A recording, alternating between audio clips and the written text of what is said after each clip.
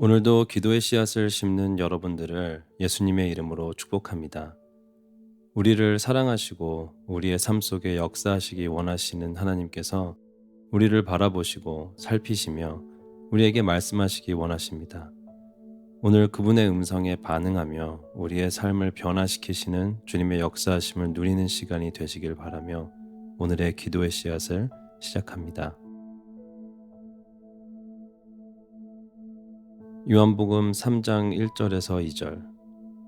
그런데 바리새인 중에 니고데모라 하는 사람이 있으니 유대인의 지도자라.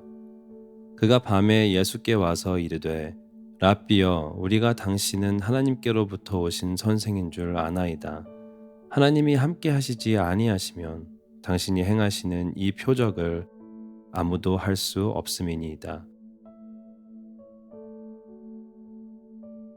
하나님은 우리를 어둠에서 빛으로 인도하시는 분이십니다. 오늘 본문 말씀을 보니 바리새인이었던 니고데모가 예수님을 찾아옵니다. 니고데모는 예수님에 대해서 꽤 많은 것을 알고 있는 것처럼 말을 합니다. 그는 예수님을 하나님께로부터 온 위대하고 능력 있는 선생님인 걸 알고 있다고 말합니다. 그런 그에게 뜬금없게도 예수님은 이렇게 말씀하십니다. 사람이 거듭나지 아니하면 하나님의 나라를 볼 수 없느니라. 이 말씀으로부터 시작해 예수님은 니고데모가 알고 있던 믿음에 관한 모든 것을 뒤집어 엎기 시작하십니다. 그리고 이런 말씀을 이해하지 못하는 니고데모에게 예수님은 말씀하십니다. 이스라엘의 선생으로서 이러한 것들을 어찌 알지 못하느냐고 꾸짖으시죠. 그리고 예수님과 니고데모의 이 대화는 어찌 보면 결론이 없이 끝이 납니다. 예수님은 제자들과 갈 길을 가시고 니고데모의 별다른 반응은 기록되지 않습니다. 한 가지 흥미로운 점은 2절 말씀을 보니 니고데모가 밤에 예수님께 찾아왔다는 것입니다. 이것은 마치 존경받던 유대인들의 선생 니고데모가 예수님을 알지 못하기에 영적인 어둠 속에서 살고 있다는 것을 암시하는 것이 아닌가 생각해 봅니다. 예수님에 관해서 많은 것을 알고 있다고 생각은 하나 실제 예수님이 누구신지 알지 못했던 것이죠. 예수님을 안다고 주장하는 많은 자들은 어둠 속에 있는 자들로서 예수님을 알지 못하고 그분을 향한 진정한 믿음이 없는 자들이라는 것을 깨닫습니다. 다행히도 요한복음에 나오는 니고데모의 이야기는 여기서 끝나지 않습니다. 7장 50절 말씀에서 예수님을 향한 바리새인들과 유대인들의 의견이 분열되는 순간 그들 중에 있던 니고데모가 입을 열고 예수님을 대변하기 시작합니다.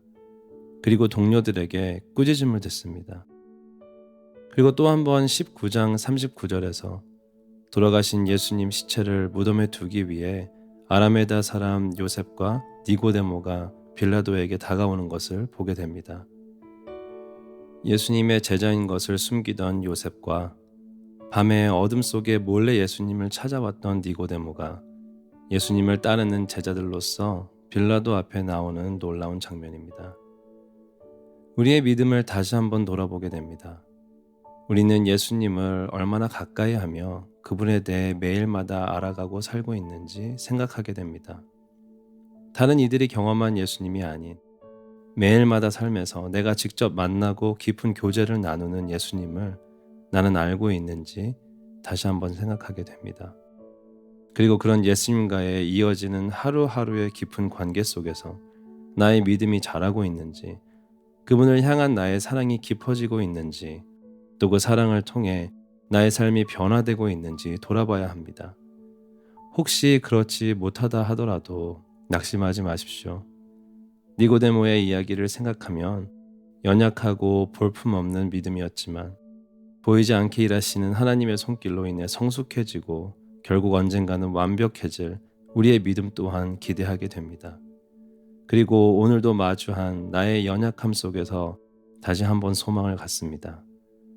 밤과 같은 어둠 속에서 건져주시고 예수님의 영원한 빛으로 나를 인도해 주신 그분의 사랑과 은혜가 오늘도 저와 여러분을 인도하고 있습니다. 이 기도의 시간을 통해 그 주님의 따뜻한 손길과 인도하심을 다시 한번 알게 되시길 축복합니다.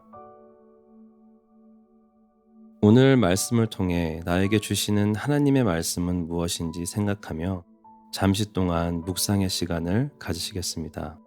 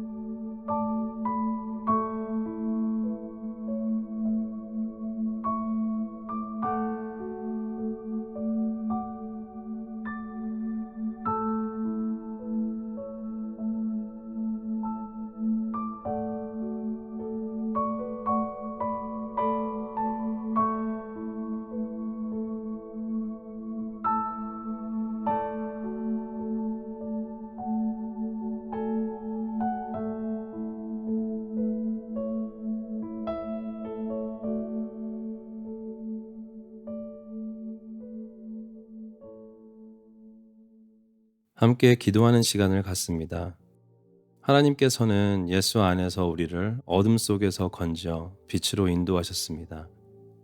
예수님을 향한 나의 믿음이 더욱더 견고해지고 성숙해져 그분을 향한 사랑이 더욱더 깊어지며 예수님의 빛을 비추는 제자로서 살아갈 능력을 구하며 기도하겠습니다. 또 이어서 혹시 나의 주위에 지금 힘들어하고 낙심하는 믿음의 형제 자매들이 있는지 돌아보기 원합니다. 그들을 위해 중보합니다. 지금 힘든 일을 겪고 있는 그들의 삶 속에서 계속해서 일하시고 그들을 이끄시는 하나님의 손길을 깨닫고 다시 믿음으로 일어서게 되는 하나님의 역사하심을 그들의 삶에 구하며 함께 기도하시겠습니다.